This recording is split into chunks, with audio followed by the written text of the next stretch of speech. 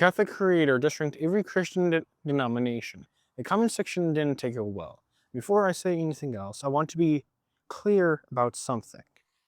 I'm not here to make Jesus and whatnot sound like the villain. I've watched enough of his content to know he's not stupid, he's not dishonest, and he actually gets some things right that a lot of Christian creators won't even touch. His take on abortion, correct, scripturally defensible, and I agree with him there. His mockery of guilt-tripping Christian content, the "if you leave this video, you hate God" style manipulation, also correct, and I've said the same things in different words on this channel before.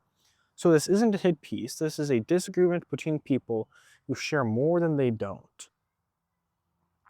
But there is a disagreement, and it's not about the ranking, it's about the framework that the ranking assumes. Part 1, the setup. The ranking was wrong before it started, but not because of bias. Jesus and whatnot posted a denomination tier list. Catholics ranked high. You can draw your own conclusions about why. But here's what I'm not going to do. I'm not going to tell you that his ranking was biased and then hand you a different ranking from a Church of Christ perspective. Because the moment that you accept that denominations are the framework for measuring Christian legitimacy, you've already conceded the wrong premise. The reason I say that is, in my opinion, it's 1 Corinthians chapter 1, verses 10 through 13. Paul writes to the church at Corinth, roughly 54 AD, and factions are already forming. Some people are claiming Paul, some are claiming Apollos, some are claiming Cephas, which is Peter. Some are even claiming Christ directly as their faction identity. Paul doesn't rank them. He doesn't say, well, he doesn't say, well, the Cephas faction is probably tier 1 since he walked with Jesus personally. He asks one question: is Christ divided? He rejects the entire framework, the denomination system, the very concept of ranking one expression of Christianity above another based on tradition, hierarchy, or historical lineage. The thing that the Apostle Paul was warning against in the first century before denominations even existed. You know who else issued a famous warning against factions and nobody listened to? George Washington. In his farewell address, published September 19, 1796, Washington warned the new nation against what he called the baneful effects of the spirit of party generally. His exact words: the alternate domination of one faction over another, sharpened by the spirit of revenge, natural to party dissension, is itself a frightful despotism. He called factions truly their worst enemy. He delivered that warning in September 1796. By March of 1797, he was gone. By 1800, 3 years later, John Adams and Thomas Jefferson were running against each other as leaders of two opposing parties, tearing the young republic apart. Washington saw it coming. He warned them anyway. He warned them in the most strong terms. They nodded and then did it anyways. Paul warned the church at Corinth around 54 AD. They heard him, they nodded, and then for the next 2,000 years, they kept on splitting. Before we get into who ranked what, we need to ask why we're ranking at all. Part 1b, the category error. One entry on the list isn't a denomination at all. There's a second problem with the ranking, and it's separate from the theology, it's methodology. Jesus and whatnot ranked non-denominational churches as a single entry, one spot on the list, one score. That's not a small oversight. That's a categorical error. Non-denominational churches isn't a denomination, it's the absence of one. It tells you what a church isn't affiliated with. It tells you nothing about what that church actually teaches.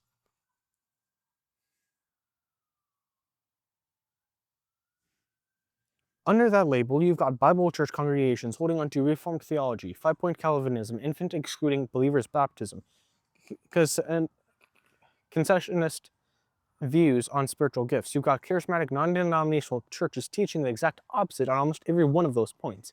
Continuationist, Armenian-leaning, open to prophecy in tongues. We've got prosperity gospel megachurches preaching a health and wealth message that plenty of non-denominational pastors would call heresy from their own pulpit. You've got restoration movement and congregations like the ones I come from, holding to weekly communion and baptism by immersion for the remission of sins, a position some other non-denominational churches would reject outright. 4 churches, all technically non-denominational, 4 incompatible positions on baptism, 4 different views on spiritual gifts, 4 different soteriologies, making them as one entry assumes a theological consistency that flatly does not exist. You can rank a denomination, agree or disagree with it, because a denomination has a confession, a catechism, a doctrinal statement, something to actually evaluate. Catholic teaching on the Eucharist is documented. Lutheran teaching on justification is documented. You can hold up a text and rank it against Scripture. Non-denominational isn't a position you can just hold up. It's a couple thousand different positions wearing the same label. Ranking it as a single tier isn't a harsh grade or generous one. It's not even a grade at all. It's a category that shouldn't have been on the list in the form that it was on the list in the first place. That's not a swipe at the ranking's conclusions. It's a swipe at whether the ranking structure could even produce an honest conclusion in the first place. Part 2, the investigation. What did the first church look like? And exactly when did it change? Acts 2, Pentecost, the church is born. No pope, no denominations, no headquarters in Rome, Geneva, Nashville, or anywhere else. 3,000 people were baptized in a single day. After Peter preaches one sermon, Luke records exactly what they devoted themselves to afterward. Acts chapter 2, verses 42. They devoted themselves to the apostles' teaching and to fellowship, to the breaking of bread, and to prayer. That's it. That's the whole structural description. Apostles' teaching, fellowship, breaking of bread, and prayer. No institutional hierarchy beyond the apostles themselves. No tradition elevated above the text. No political alignment. Now here's where the historical investigation gets interesting. Fast forward to 313 AD. The Roman Emperor Constantine and his co-emperor Leonicus jointly issue what historians call the Edict of Milan, formally legalizing Christianity across the empire after nearly 3 centuries of intermittent persecution. A movement that survived by having no central political power suddenly has imperial protection.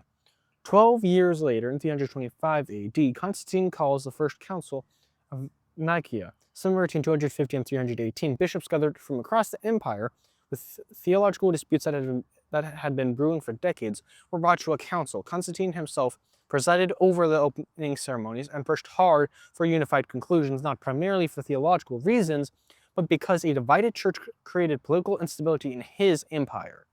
The historian Henry Chadwick described this moment in his work East and West, making of a rift in the church. The church and the imperial government had become structurally intertwined in a way that would shape everything that came afterwards. Think about what just happened. The church that was born in an upper room in Jerusalem that survived 3 centuries of persecution precisely because it had no central political power to compromise, and this invited the most powerful government on earth into its leadership structure. Washington warned against mixing faction with government. The church in 325 AD walked directly into that warning, and the splits began accelerating. In 726 AD, Emperor Leo III issues an edict against religious images. The iconoclast controversy deepens the existing fault lines between the Eastern Church in Constantinople and the Western Church in Rome. In 1054 AD, they finally break open. Cardinal Humbert, representing Pope Leo IX, and Patriarch Michael Cornelius of Constantinople issue mutual excommunications. The church that was born as one is now formally 2, Catholic and Eastern Orthodox. Those excommunications stood for nearly 9 centuries, from 1964, when Pope Paul VI and Patriarch Athanasius I lifted them as a gesture of reconciliation, though the theological difference that caused the split remained unresolved to this day. In 1517, Martin Luther writes 95 theses challenging the Catholic Church's practice of selling indulgences and sends them to Archbishop Albert of Mainz on October 31st. One church becomes 3, then 30, then 300. According to the Center for the Study of Global Christianity at Gordon-Conwell Theological Seminary, the leading academic research institution tracking global Christianity, there are nearly 50,000 distinct Christian denominations worldwide as of 2025. Their data is published annually in the International Bulletin of Mission Research. That number has grown from roughly 2,000 in 1900, nearly 50,000. Washington saw his warning ignored in 3 years. Paul's warning has been ignored for nearly 2,000 years. But the pattern is identical. Warning issued, framework rejected, factions multiply anyway. Part 3. What Scripture actually says. Let the text answer what the comment section couldn't. The ranking video generated a specific argument in the comments that kept on resurfacing. The Catholic Church is the original church, and the basis for that claim is Matthew chapter 16, verse 18, where Jesus says to Peter, "On this rock I will build my church." The argument runs like this. The rock is Peter, Peter is the first pope, and therefore apostolic succession flows through Rome, giving the Catholic Church a claim to primacy over every other expression of Christianity. I want to be honest here, because I think intellectual honesty matters more than winning an argument.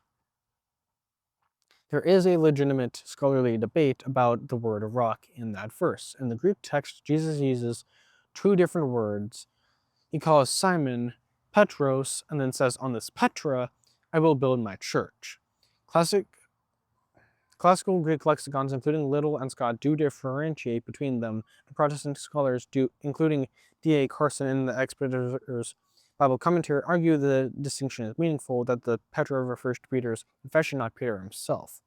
However, Catholic scholars and a number of non-Catholic scholars, including Oscar Coleman and Donald Hagner, point out that since Jesus almost certainly spoke Aramaic, he would have said Kepha, Kepha, the same word, twice.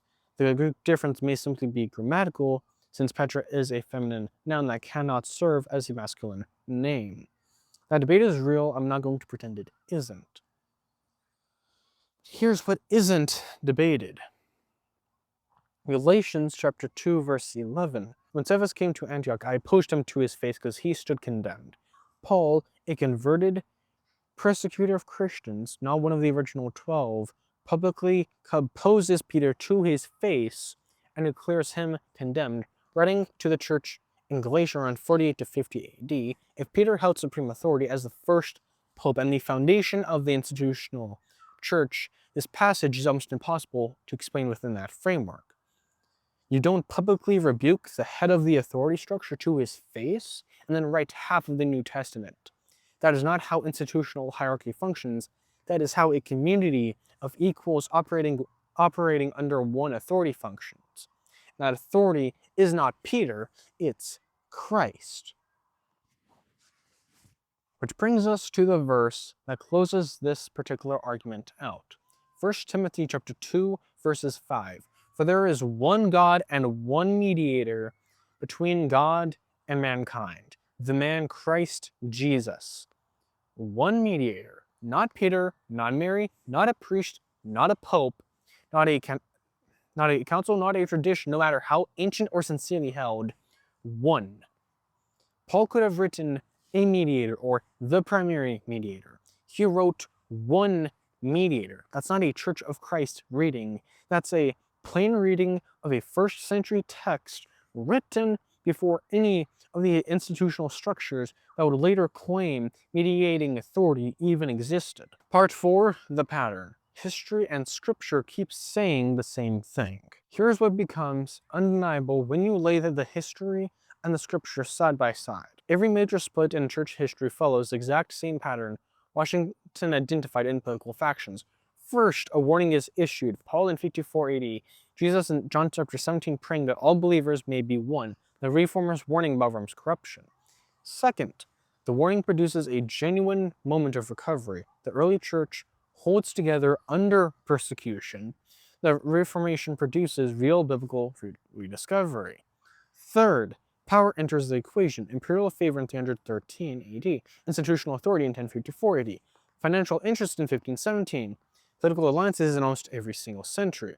Fourth, the split happens, and then the faction that just split from the previous institution immediately begins building its own version of what it split from.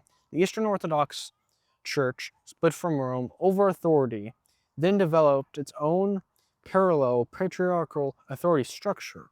The Protestant Reformers split from Rome over Scripture alone.